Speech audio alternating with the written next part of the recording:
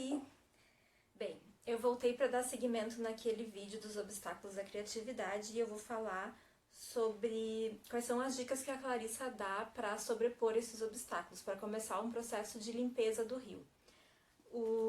Então o livro, né, que a gente está estudando segue sendo Mulheres que Correm com os Lobos, da Clarissa Pinkola Estés.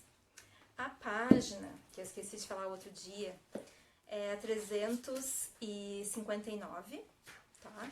E eu vou tentar ser bem objetiva e ir direto para as dicas que ela dá. Então, tendo em mente esse rio poluído que obstrui a criatividade, o que ela diz que a gente pode fazer para limpar esse rio? Primeiro, aceite o alimento de limpeza do rio, tá? E um dos alimentos da limpeza do rio é o elogio. Então, quando alguém elogiar você, aceite esse elogio sinceramente. Treine a aceitar o elogio, porque aí vai se contrapor aquele ciclo de negatividade, de pensamentos de insuficiência, de incapacidade. Então, mesmo que no início isso pareça um pouco forçado ou um pouco estranho, assim, treinar, aceitar realmente o elogio, tá? Incorporar aquilo como parte de merecimento, né? De reconhecimento do próprio valor, tá? A segunda dica, seja sensível. E o que ela quer dizer com sensível? Ela diz que a sensibilidade é a capacidade de encontrar o que está oculto. A capacidade de aglutinar intenções, reunir intenções. Tá? Focalizar a atenção no resultado. E agir em próprio benefício para atingir esse resultado. Então ela fala que quando a gente está com a criatividade bloqueada, a gente não consegue ver essas intenções, essas possibilidades, coisas que estão ocultas. Então a gente fica sempre limitado àquela possibilidade, porque a gente não está sendo sensível para a inúmera quantidade de intenções que existem na nossa volta. Tá? Então, a perda do ambiente criativo significa que nos encontramos limitadas a uma única opção. Fomos despojados de sentimentos e pensamentos que reprimimos ou censuramos.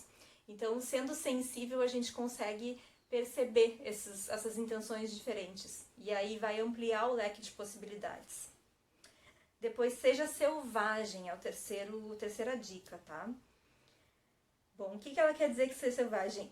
A gente tem que se permitir, se soltar, ser livre, né? Sabendo que é muito provável que a gente erre, que a gente seja criticada, que a gente seja censurada. Então, apesar disso, a gente precisa ser selvagem, ou seja, a gente precisa se libertar e a gente precisa dar a cara a tapa, vamos dizer assim, né? Ser quem a gente é. Depois, a quarta dica é comece.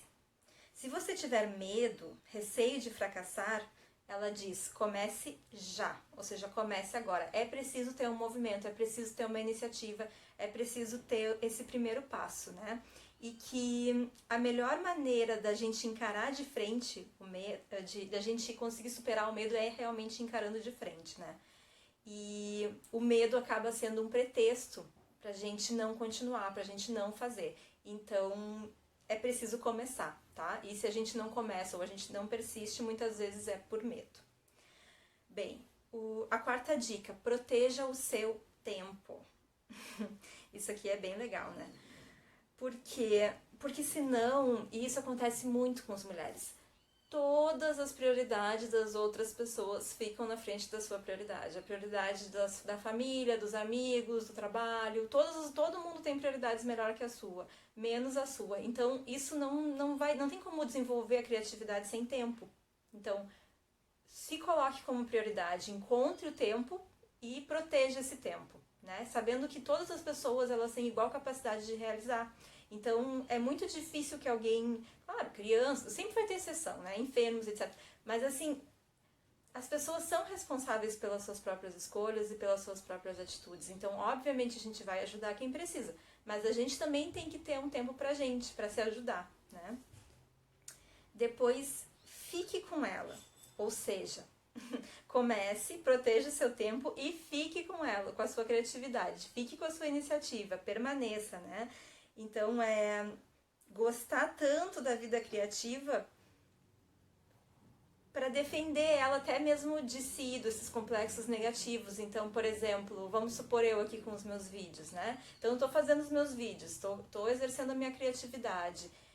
Ficar com isso, né? Manter esse projeto, apesar de todo mundo tem alguns obstáculos, algumas dificuldades, etc. Mas é proteger e gostar daquilo mais do que os complexos negativos, né? A gente tem que deixar que aquilo que a gente quer colocar para fora seja mais forte.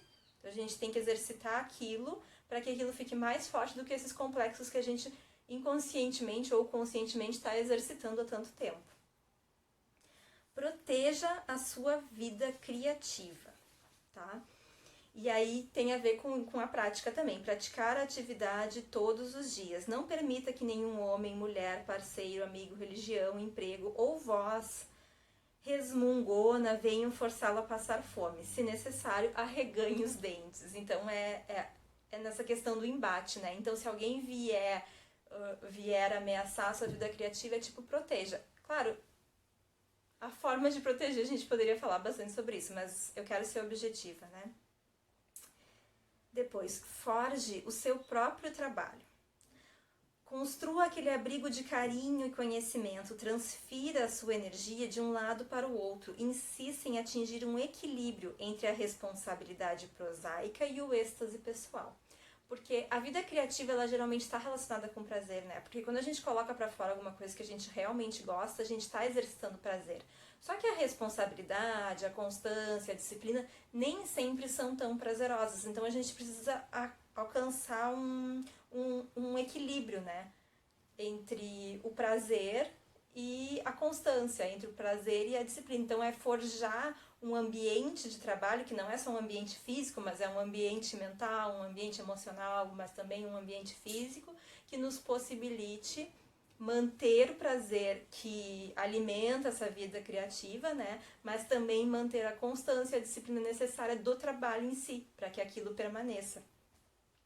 Tá? E aí ela fala, por último, ofereça alimentos para a vida criativa. E aí ela coloca 4 grupos básicos de alimentos para a vida criativa, que são o tempo, isso é muito importante, o tempo, tá?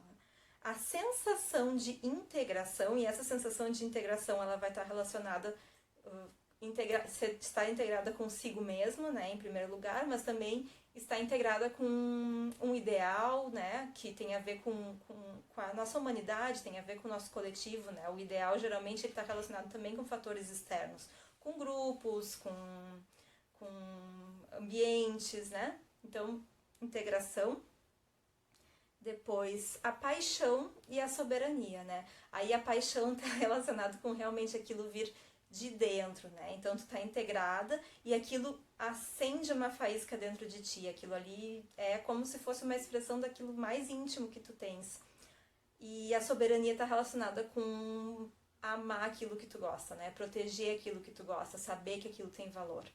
Então não vou falar pra vocês, é super fácil, é tranquilo, mas na verdade é um processo de tentar reverter padrões de pensamento, de sentimentos e comportamentos também, ou seja, não adianta só a gente colocar a luz, né, perceber que a gente age com esses padrões, mas não modificar. Então aqui ela tem essas dicas, né, que estão relacionadas com o tempo, com a sensibilidade, para poder esgaçar um pouco a visão e ver quais são as possibilidades. Tem a ver um pouco também com o trabalho em si mesmo, né, que é aquele trabalho de superar a dificuldade, às vezes, de ter que repetir mais de uma vez a mesma coisa, de ter que dedicar tempo para aquilo, de sair da zona de conforto, de dar a cara a tapa, e dando a cara a tapa, se receber um tapa, permanecer segura das suas ideias, da sua criatividade, do seu valor, né? Então o caminho é meio que por aí, tá bem? Beijos!